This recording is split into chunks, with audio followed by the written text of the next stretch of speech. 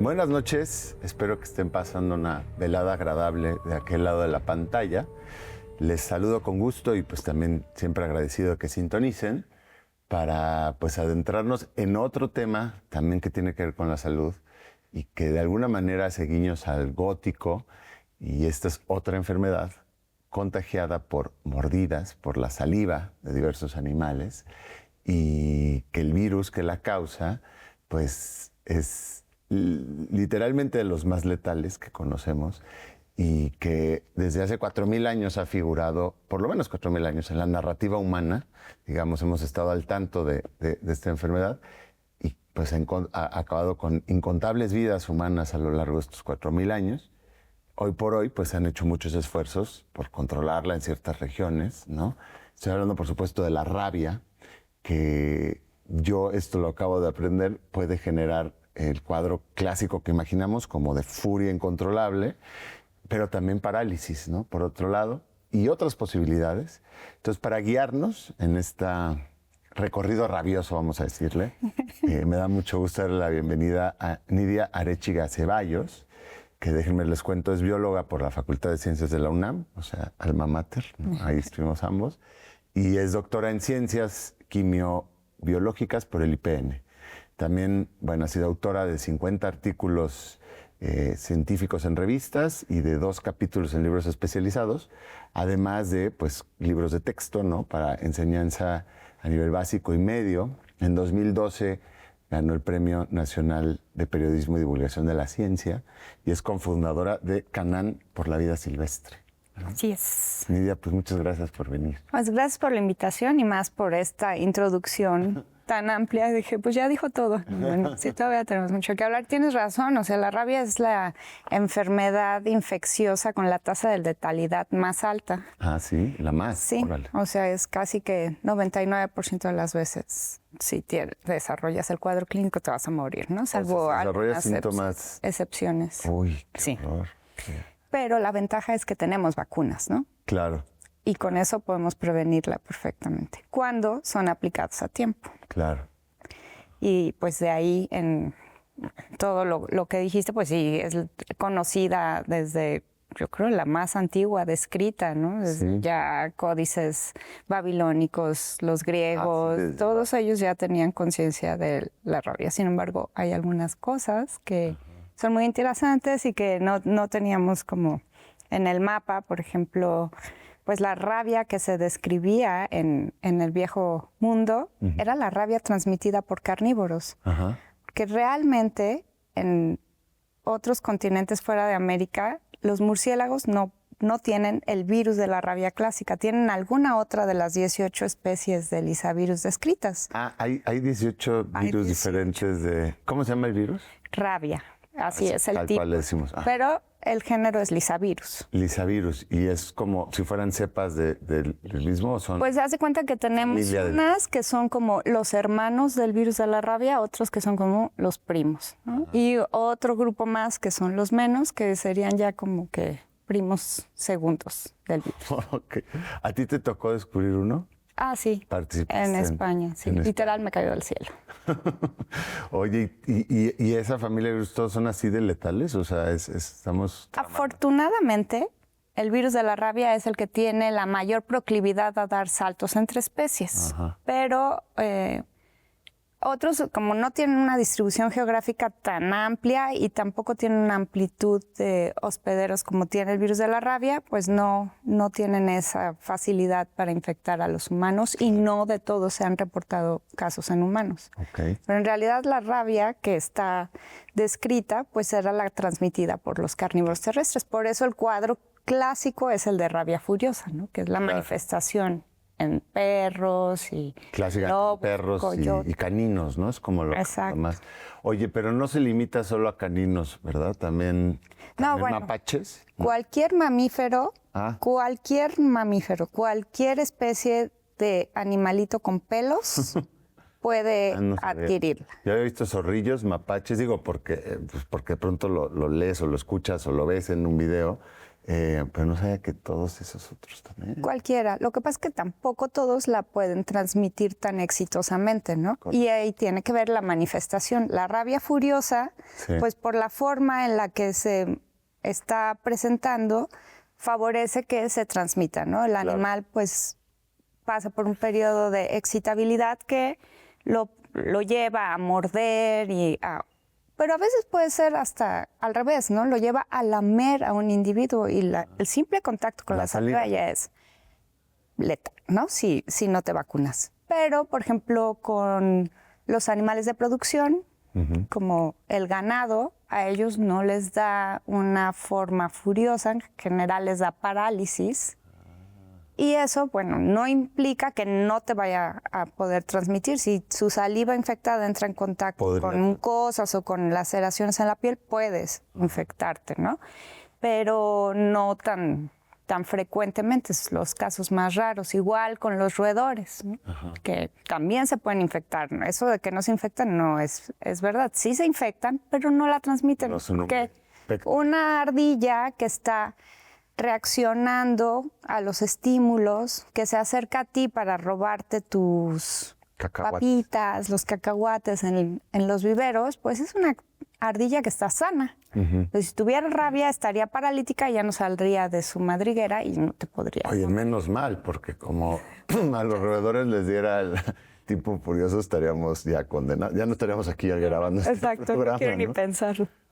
Y a los que les da, bueno, este virus, o sea, digamos, pensando en el caso rabioso, entra el virus e infecta que el cerebro, el sistema nervioso, ¿qué hace? El tropismo es al sistema nervioso central, ¿no? Entonces, el virus, independientemente de la forma en la que entre o por donde entre, lo que va a buscar es entrar a los nervios y pasar a médula, ¿no? Pasar por para llegar al cerebro, que es en donde se replica feliz y muy productivamente, ¿no? Entonces, una vez que ya el cerebro lo está replicando, después hay una diseminación por todas las, pues por todo el sistema nervioso. Entonces, lo puedes detectar en los nervios ópticos, glándulas salivales y, bueno, se va diseminando. Pero principalmente lo que quiere es llegar al cerebro.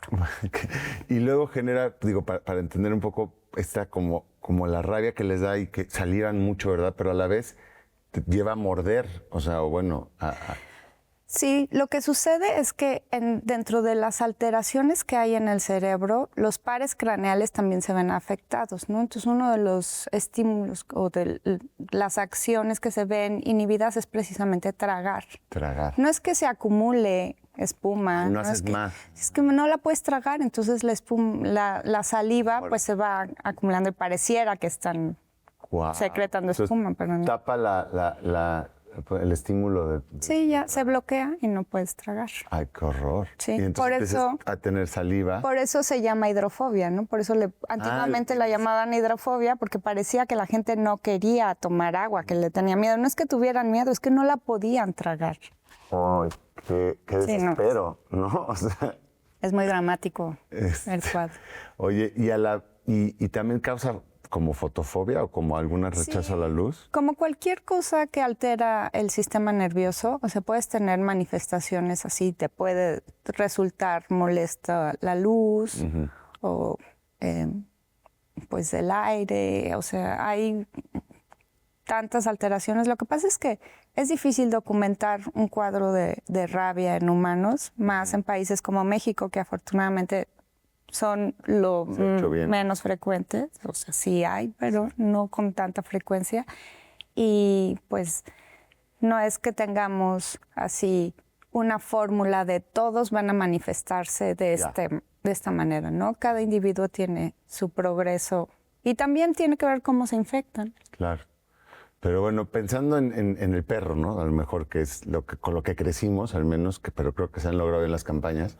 Pues tienes este perro que está salivando, ¿no? Espuma, y con la compulsión a morder, que es brutal. Y eso transmite. Ahora, ¿Entre personas se puede transmitir de persona a persona? Pues digo, somos mamíferos, ¿verdad? Sí, como el mundo zombie. Sí, totalmente. No, o No. sea, no hay, que los humanos no somos como parte del ciclo que perpetúa el virus, somos pues Casuales. hospederos incidentales, Ya.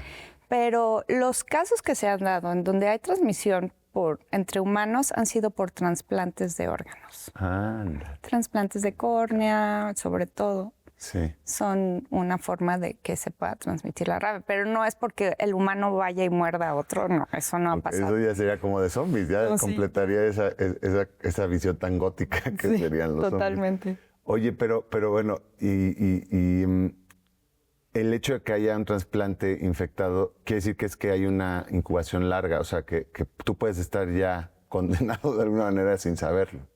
Claro, por eso, bueno, no se les hace prueba de rabia para los que van a donar órganos.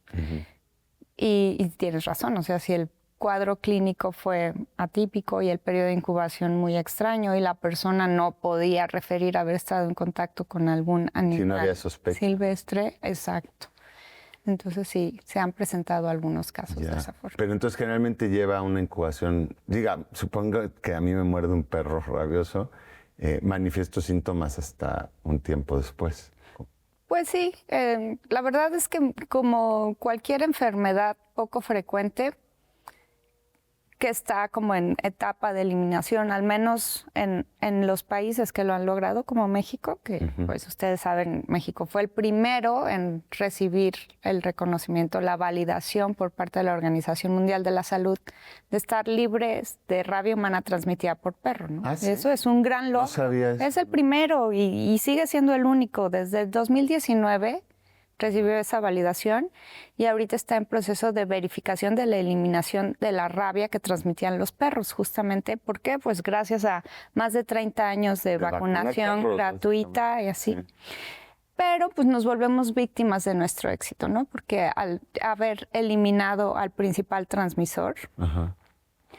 pues ahora tenemos todas las especies de fauna silvestre que son potenciales transmisores del virus, pero que pues los tenemos menos frecuentemente en Presente. la mente, ¿no? Sí, claro.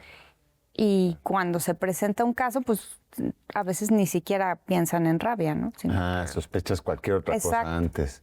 Porque- Pierdes a lo mejor días valiosos, ¿verdad? sí, para iniciar la vacunación. Entonces, Claro. básicamente, pues eso es lo que ha sucedido en nuestro país. Este éxito nos ha puesto en que ahora tenemos que hacer pues más énfasis en prevención y promoción y en la percepción del riesgo, porque la gente ahora pues dice, ¿cómo? Si ya no hay rabia, si ya la eliminamos, ya. Pues sí, ya no hay rabia transmitida por perro, pero sin otros animales pues no se vacunan, ¿no? Tú lo mencionaste al principio. En México principalmente pues son los murciélagos, sobre todo los hematófagos, que pues por la forma en la que se alimentan Es probable. están todo el tiempo en posibilidad de transmitirla, ¿no? Y de contagiarse a lo mejor también. Bueno, ellos con los murciélagos es muy curioso, ¿eh? La verdad es que no sabemos bien cómo sean sus cuadros clínicos, cuál es la dinámica, o sea, hay mucho que estudiar y más que son 1500 especies de murciélagos. Bueno, Claro, pues es podemos el mamífero estudiar cómo... más abundante. Pues sí. Oye, pero bueno, espérame porque ya se nos acabó el tiempo del primer bloque. No le cambien, vamos y venimos y vamos a ir. Hay mucho más que hablar de rabia. Vamos rápido.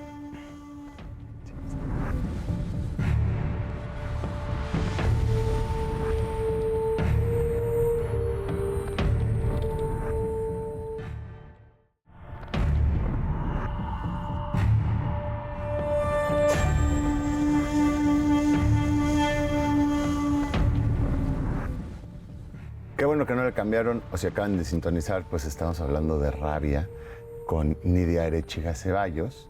Y bueno, estábamos empezando a tejer un poco el contexto actual en México y creo que en casa probablemente se habrán percatado de que recientemente tuvimos un caso, ¿no? de rabia humana y el año pasado, bueno, ha habido unos cuantos en años recientes, digamos, y a lo mejor podemos ir por ahí, ¿no? ¿Cómo fue ese caso? Claro, bueno, este año llevamos 3. Ah, sí. Sí, Más creo que el más mediático y por lo dramático que fue todo es el caso Zacatecas, de una chica de 17 años que fue agredida por un zorrillo. Ándale. Y aquí yo creo que parte de lo que hubiera estado mejor cambiar de las acciones es que los papás, pues, pudieron capturar al zorrillo y lo mataron. Bueno, ya ese animal todo evidentemente se iba a morir, pero lo mataron y desecharon el cuerpo. Lo ideal hubiera sido que lo llevaran a diagnóstico. Inmediatamente hubiera salido que el animal tenía rabia y podrían haberla vacunado, pues casi. Claro. Pues el diagnóstico te lleva 4 horas. Al otro día la estarían vacunando, ¿no? Y ella pues tuvo un periodo de incubación corto porque este caso empezó la agresión el 22 de junio y ella empezó a manifestar síntomas por ahí del 6 de agosto. Entonces, realmente el periodo de incubación fue corto.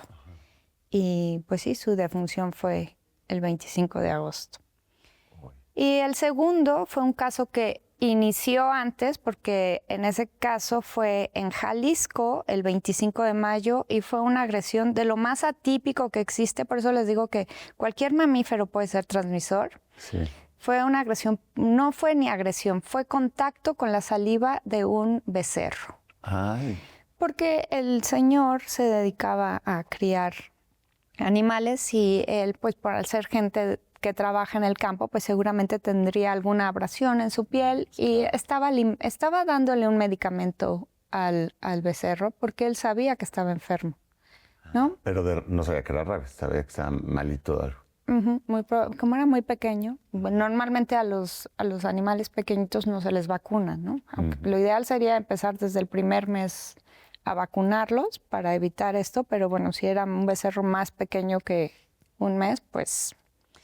Y entonces su periodo de incubación sí fue muy largo, porque casi que empezó a manifestar síntomas al mismo tiempo, por ahí en agosto, o sea, casi 2 meses. Órale.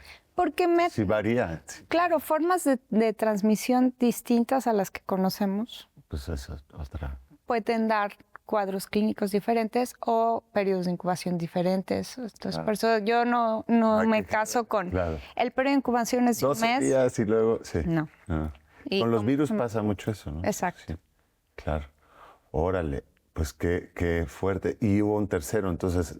Sí, tenemos uno reciente por murciélago hematófago en el estado de Veracruz. Es muy, muy reciente, ¿no? Entonces apenas... Oye, y una vez que presentas síntomas, digamos, si te agarraran el momentito de empezar a presentar síntomas, ¿todavía se podría vacunar o no? Pues la verdad es que lo que se ha visto es que desencadena una respuesta inmunológica, pues esta inflamatoria que no te da un buen cuadro. O sea, entonces, el pronóstico es... El único tratamiento, digamos, efectivo es a partir de sospecha. O sea, a partir de... Yo sospecho que ese perro... Bueno, yo vuelvo a los perros porque con eso crecí yo, ¿no? O sea, con eso crecimos porque todavía no se lograba erradicar y había mucho esta figura del perro rabioso. Pero, digamos, puede ser un mapache, digamos, que te ataca y un mapache normalmente no te atacaría así. O un zorrillo, y ante la sospecha es que buscarías vacunarte. Eso es lo que habría que buscar. Yo creo que ni siquiera tenemos que llegar a la sospecha. O sea, yo no me voy a cuestionar si el zorrillo entrara a mi cuarto y me mordiera y eso es normal, porque no. Eso es completamente atípico. Eso, sí. Pero no vamos a ponerlo así. Simplemente, si yo tengo contacto con la saliva de cualquier mamífero silvestre, tengo que ir a vacunarme. Mira, así. Eso está bien. No vamos a ponernos, porque además es que pon tú que después lo encuentras, ¿no? Pero ¿cómo vas a estar seguro que ese animalito fue el que te agredió? No, eso es solo caso de que te fue en tu domicilio o en un área urbana y lo matas. Y lo atrapes y lo lleves a que se le haga diagnóstico, ¿no? Eso sería lo ideal, pero no siempre se puede. No. Entonces, no me voy a arriesgar. Vacunas. Oye, como biólogos, ¿cuántas veces hemos estado expuestos en campo? No, es que pienso, o sea, sacando murciélagos de las redes o en cualquier instancia. Bueno, O en campo que llega y te muerde ahí Ahora, o a ti. tenemos la vacuna como parte de la cartilla. ¿Necesitas un refuerzo o no? No es parte de la cartilla de vacunación, porque pues evidentemente no todo el tiempo vamos a estar expuestos al virus de la rabia, ¿no? O sea, salvo algunas circunstancias. Por eso somos víctimas de nuestro éxito, porque es poco frecuente. Ya. Pero ¿y uno se podría poner la vacuna precautoriamente o tiene una...? Sí, de hecho el personal de riesgo laboral sí ¿no? Yo estoy vacunada contra el virus. En general la gente que trabaja con murciélagos hematófagos, en los que hacen control de vampiros, ellos sí están vacunados. Sí. Los que trabajan en los laboratorios de diagnóstico, los que hacen vacunas, algunos veterinarios que trabajan. Sí.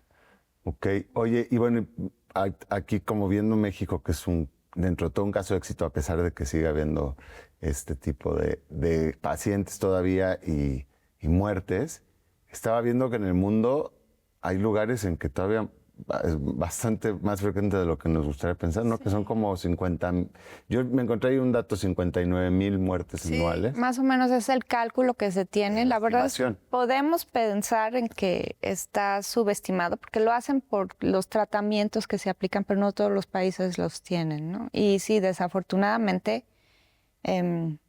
en la agenda de la OMS está eliminar la rabia transmitida por perro para el 2030 y es una meta que se ve muy complicado lograr porque efectivamente hay países en África y en Asia en donde pues se ve complejo, ¿no? Primero porque no tienen un sistema de vigilancia que nos dé la oportunidad de realmente estimar cuántos casos de rabia hay. Luego, pues porque tampoco vacunan a los perros. No hay esas campañas que afortunadamente en México nosotros tenemos 2 veces al año y totalmente gratuita, campaña de vacunación, ¿no? No lo tienen. Tampoco, bueno, en algunas culturas también hay como ciertas creencias que son cierta barrera para que se puedan hacer intervenciones para evitar que se muera la gente de rabia, ¿no? Entonces, es complejo el panorama en África y en Asia. Claro, es un reto.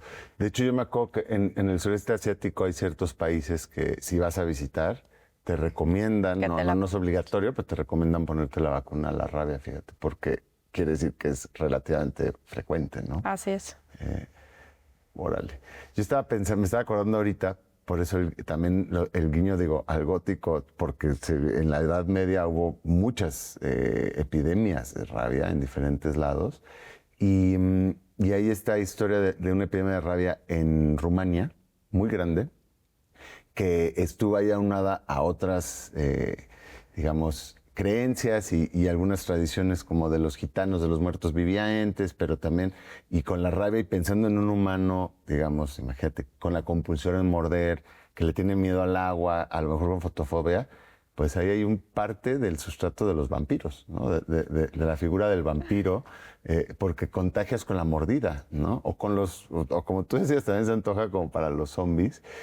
Claramente que pues estas epidemias pues se van colando en nuestra cultura popular, ¿no? Entonces, por eso yo decía que pues claramente que hay un guiño al gótico, definitivamente. Pero curioso porque los vampiros, o sea, la hematofagia dentro de los murciélagos es exclusiva del continente americano. Ah, mira, sí. Entonces, por eso Eso vino ya Bram Stoker después. Sí, la rabia que ellos conocían es una rabia de carnívoros terrestres. Y en murciélagos, pues hay muy pocos datos sí ha habido casos de rabia no rabia, sino de una encefalitis tipo rábico transmitida por alguna otra especie de murciélago en el viejo mundo, ¿no? Ajá. Pero realmente no es este virus, es otro especializavirus y debe ser mucho menos frecuente. En realidad, pues, esto de la hematofagia, yo no sé bien cómo surgió, ves en las obras, que es esto, pero como del neogótico, como desde, no es en la época del gótico tropical, ¿no? El gótico tropical. Que ya se va pues hasta está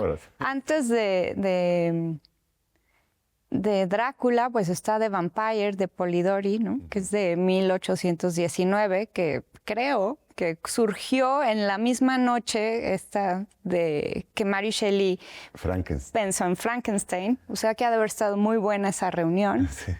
O muy dura esa época. Muy loca.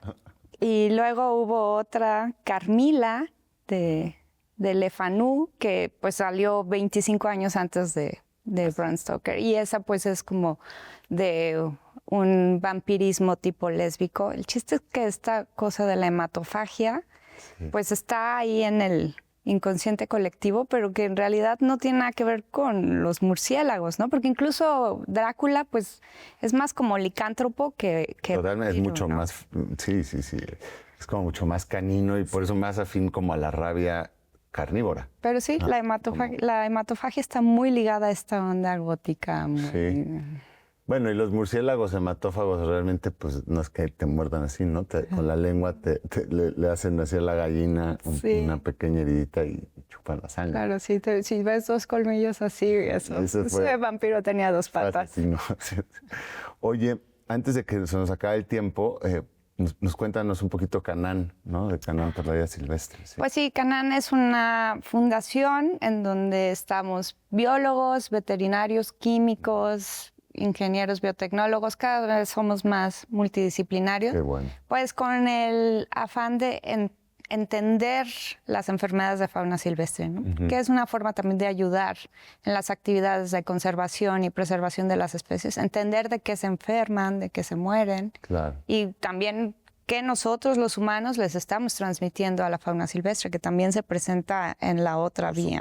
Entonces, ese es nuestro afán y bueno, pues hacemos también mucha labor de divulgación y un poco estamos ahora muy metidos en esto de cómo ayudar a prevenir la rabia. Claro. O sea, a raíz de los casos que hemos tenido recientemente, pues hemos estado participando en los eventos que se hacen por el Día Mundial contra la Rabia y también pues hacemos asesoramiento a las personas que de repente, es que me mordió un perro. Sí, calma, ¿no? Tenemos 10 días para observar al perro, si no tiene rabia. No hace falta tampoco matar no tenemos que vacunarte. Exacto. No, ¿cómo? Si ya sabemos que aquí, o sea, si el perrito no está vacunado, pues entonces sí lo tenemos que tener en observación. Pero un perro vacunado con vacuna reciente no le va a dar, ¿no? Y bueno, estamos tratando de hacer ese tipo de participaciones para vincularnos con la sociedad y contribuir un poquito con los conocimientos que tenemos ya de haber estado estudiando rabia yo ya casi 20 años, pero pues mi mentor, el doctor Álvaro Aguilar, pues fue de los pioneros incluso en pensar en por qué no vacunamos a los murciélagos, ¿no? Hay que empezar a hacer eso. Si lo logramos con los perros, ¿por qué no? Y bueno, son ideas que él puso en los 80s y que ahorita se están retomando por investigadores jóvenes con mucho ímpetu y que están viendo, pues, por ejemplo, una amiga nuestra, Elsa Cárdenas, que está probando vacunas en la Universidad de Wisconsin para vacunar a los vampiros. Órale. Y lo que ha visto es que su diseño vacunal no está logrando evitar que los vampiros se infecten, pero sí evita que secreten el virus en la saliva. Oye, suena muy genial. Ahí búsquense Canaan en redes de su confianza. Y pues ahí lo pondremos en el programa. Muchas gracias por sintonizar, estamos ya en tiempo. Nos vemos aquí próxima semana, misma hora, mismo canal, para un episodio más de Gótico.